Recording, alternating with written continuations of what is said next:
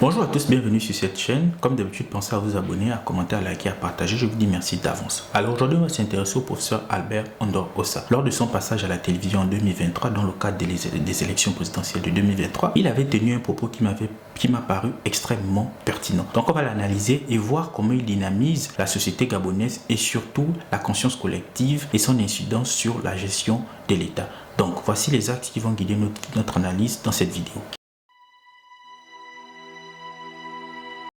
Alors, on est en 2023, dans le cadre des élections de cette année, le professeur Albert Ondor Ossa est le candidat de la plateforme de l'opposition. Il se présente à la télé et il ici répond aux questions des journalistes. Une question lui est posée, c'est celle-ci. En 2009, vous annonciez que le Gabon serait incapable de payer les fonctionnaires au mois d'octobre, je pense bien.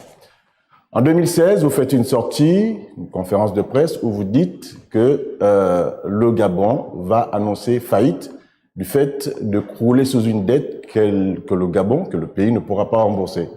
Et en 2023, vous définissez l'économie gabonaise comme catastrophique. Mais nous sommes toujours en attente de voir ce que vous annoncez.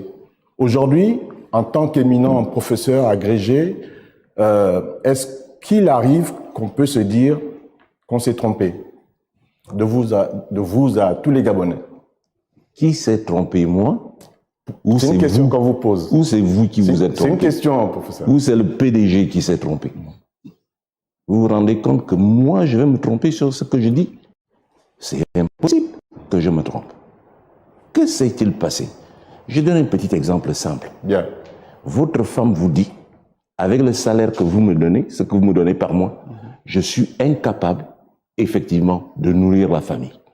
Et vous allez au marché, vous achetez un paquet de manioc et vous dites, regardez-moi cette femme, j'ai acheté un paquet de manioc, mais ce que vous ne dites pas, c'est qu'il n'y a plus de gaz, il n'y a plus d'essence, vous ne pouvez pas conduire les enfants à l'école, et c'est précisément ça. Et vous voulez me prendre à défaut là-dessus? C'est pas possible. Le taux de réalisation budgétaire, quel est-il? Moins de 40%. Ça n'existe dans aucun pays au monde. Les retraités, vous les payez? Alors, pourquoi dans ce pays, on ne reconnaît pas ce qui est? Donc, le professeur Albert Ondor Ossa, après, à la suite de la question du journaliste, est choqué en disant, et il dit ceci, pourquoi dans ce pays on ne reconnaît pas ce qui est? Il faut voir cette phrase pas tout simplement comme le fait que le professeur Albert Ondor Ossa se retrouve dans une situation où le journaliste en face de lui veut ici le piéger. Mais c'est surtout la phrase qui révèle la mentalité du Gabonais, qui révèle finalement le problème central, si ce n'est l'une des plaies majeures qui participent au sous-développement de notre pays, cette incapacité à pouvoir mettre en avant l'État et cette incapacité à pouvoir faire la part des choses lorsqu'il s'agit de porter une critique sur une question donnée. Pourquoi dans ce pays on ne reconnaît pas ce qui est? Cette parole pour moi est une parole quasi prophétique et qui va révéler d'autres éléments essentiels du fonctionnement de la société gabonaise et aussi du fonctionnement de l'État. Alors, la phrase du professeur Albert Ondor Ossa, pour moi, elle révèle la conscience collective gabonaise. Pourquoi? Parce que de nombreuses fois, on s'est retrouvés dans des situations où on n'avait pas d'eau, on n'avait pas d'électricité, on n'avait pas une voie bitumée, mais on était en incapacité de pointer du doigt en disant que cette situation ne marche pas. Et ici, en s'adressant à ceux qui dirigent, pour plusieurs raisons. Soit parce qu'on a peur de la répression, soit parce que la personne qui était aux manettes était notre parent, on est du même village, etc. etc. Et c'est ça, ce qui participe au sous-développement de notre pays. C'est pour cela que le professeur Albert Ondor Ossa le dit, assez agacé en disant pourquoi dans ce pays on ne reconnaît pas ce qui est. Et cette situation amène d'autres problèmes. On a par exemple le fait qu'on ne nomme pas les personnes qu'il faut au poste qu'il faut. Parce que, quelque part, on s'est dit, si on nomme X, Y, Z à tel poste, il sera en capacité de pointer cet art avec force et virulence. Et cela pourra nous desservir, nous, qui avons peut-être proposé son dossier à X, Y, Z.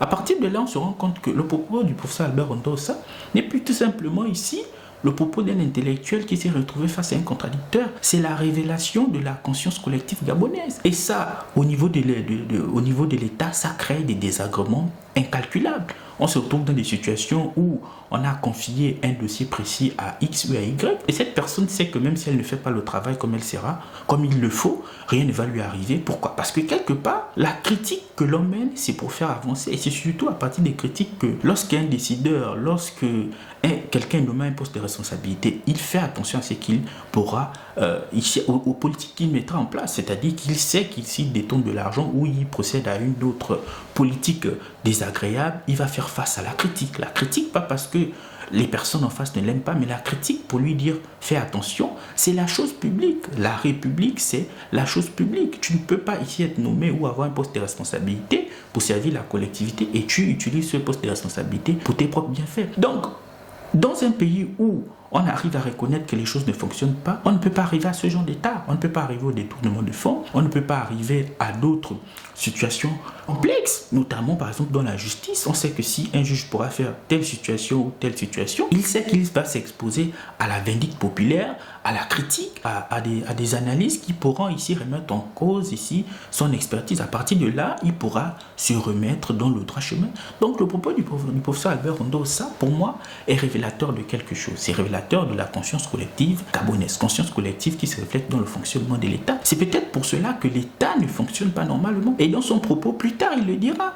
En comparant ici, en disant tout va bien, effectivement tout va bien dans ce pays, donc il n'y a rien à critiquer. Donc pour moi, l'analyse du professeur Albert Rondo, ça, elle était extrêmement pertinente, et dans son intervention, qui était d'ailleurs une masterclass, il a pointé différents éléments qui pour moi participent à améliorer l'État, et quelque part ici, on montrait qu'il avait l'étoffe de pouvoir ici prendre des décisions dans la gestion du Gabon. Donc pour moi, pourquoi dans ce pays on ne reconnaît pas ce qui est, n'est pas tout simplement une phrase d'un intellectuel qui se retrouve face à un contradicteur, comme je le disais, c'est la révélation de la plus grande tare de la société gabonaise. Parce que lorsqu'on est dans un état où on est en incapacité d'être objectif face à une situation, rien ne peut fonctionner. On ira à l'hôpital parce que ce sera notre parent qui sera là-bas, on sera reçu en premier alors qu'il y a peut-être une file d'attente. Ça va créer des désagréments aux autres ici malades qui sont venus pour se faire soigner. Donc on voit bien que le fait de ne pas mener des analyses ou de porter des critiques pertinentes, constructives, participe au recul de la société dans plusieurs aspects, que ce soit d'un point de vue économique, d'un point de vue politique et même d'un point de vue culturel.